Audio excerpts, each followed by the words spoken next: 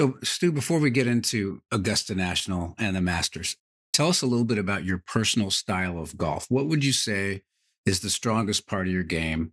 You know, you're tall, you must hit the ball a mile, but what do you think you're best at, and how do you play the game? That's a great question. I appreciate it. I usually think I hit it pretty well. I've seen the stats and maybe not necessarily as well as I thought, going into the Masters, but certainly for amateur golf, I think I hit it pretty well. When I'm sharp, I wedge it fairly well. That I would feel comfortable putting it up against, a lot of the best in the world. Obviously you're going to get beat here and there, but that's definitely a strength. But I would say the biggest thing is, especially as it applies to amateur golf, is I have a really good pulse on how to prepare for events.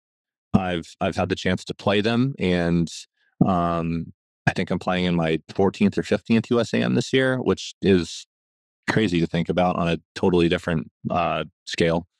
But there's just, when you've seen and understood and felt different feelings of, this is what it's like when you don't have your best effort, when you do, or, what different feelings you're going to have when you get to the course or you get to the site. I have a really good understanding, in my opinion, of what I need to do to prepare the right way and to play well. And as long as you do those things, I've always felt like you allow yourself the best chance to kind of compete, given that if you have relative constraints, that you've put in the work, what it takes, to get your game in a good shape. And a 22-year-old version of myself would have no idea how to do that. It's the experience you gain over time, huh? That's right. Yeah. So actually, I'm going to flip that a minute since, again, I'm new to this, right? So I'd like to talk a little bit about golf courses in general. There's probably a lot of people out there like me who might not play golf or even know much about golf. So what is it about a particular hole that a designer can do to make it more or less challenging, other than distance, right? Because I suspect there's a lot of technical details buried in there that some of us have no access to. Well, there's a few different ways to answer that. My mother's an art history major, and I've always tried to kind of compare golf courses in a way to art history, except obviously, it's living and it's a park, and, there's different conditions that are there. And if you go back through the years to the golden age of golf course architecture, kind of in the late 20s and even early 30s, if you want to expand it out that far, you had a lot of different, architects that kind of had their own unique kind of twist on different holes.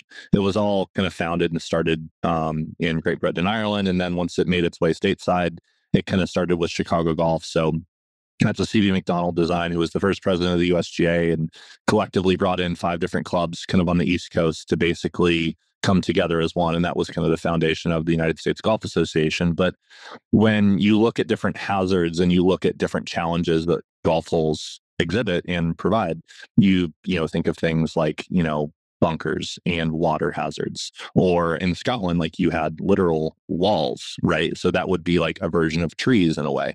So there's just different ways to kind of, I would say, manipulate the both sight lines and how you feel on the tee of what the hole does.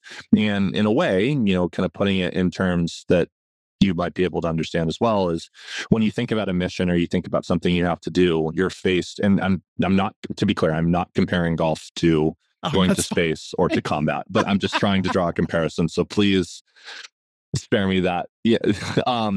But you're given a task and you're given a challenge. And then from there, given the skill set that you have to create a game plan, and then you have to go execute on that game plan. And sometimes you take on a little bit more risk, to make either the next shot, be incrementally less stressful, or maybe it's worth the risk in terms of you have a better chance of ultimately you're trying to shoot the lowest score you can, right? So hit it where you're looking. But if you say go for a par 5 and 2 versus laying up, by nature of that, there's a lot of kind of risk and reward analysis that goes in a relatively short period of time. So again, back to your original question of like, there's different holes that could be into the wind or crosswinds, or, there's different what are called like false fronts, where it looks like there's green there, but it really comes back to the front. There's different angles that you can kind of have, especially when the greens get firm and fast. There's various ways that you can kind of look at different like unique specific challenges, but ultimately it's all about creating a game plan, creating what works best for you, and then executing on that respective plan that you've laid out for yourself. So what do you think the most difficult kind of hole is? The features or the lineup or layup of a difficult hole? I wouldn't say struggled with. I think I have a cerebral mind, but with twists and small degrees of creativity, in the sense that I like to see different shot shapes, and I like to have like an aiming target, a visual target, and then from there to kind of like play it off of that. So I wouldn't say I've struggled with it, but I find holes that are really straight to be challenging, because you can't really like work it off anything, right? Like the challenge is right there in front of you. And I've always struggled with holes that are just so right. Like I know that sounds almost crazy, but if the hole kind of works left to right or right to left, you kind of have a better idea of kind of like where you need to hit it out to, and then to go from there. I would say that. And then I'm a fader, so the ball goes left to right. So anytime there's any type of a wind that is typically off the left, it makes it a little bit tougher to kind of hold it into, because if you curve the ball right to left into a left to right wind, it's going to stop a little bit softer. And when greens get really firm and fast, you start playing, we'll call it bigger golf courses, right? Like a USAM or a US Open or the Masters a couple weeks ago. That's when it becomes a little bit more challenging to kind of stop. And then once the ball has left the club face, it's out of your control.